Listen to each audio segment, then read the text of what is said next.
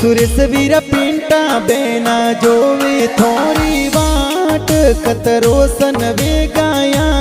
वजो सुरेश वीर ममता बेना जोवे तारी वाट राखड़ी पूनम ने आवजो सुरेश वीर पिंटा बेना लावे राखड़ी जोर राखड़ी बंधावण आवजो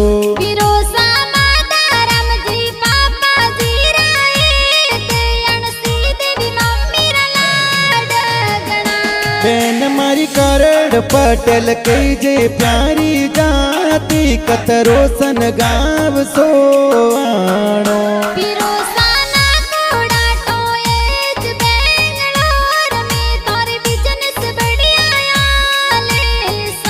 बेन मारी मोमा जी फिल्म स्टूडियो साइला में ओपोरा गाना बाजिया।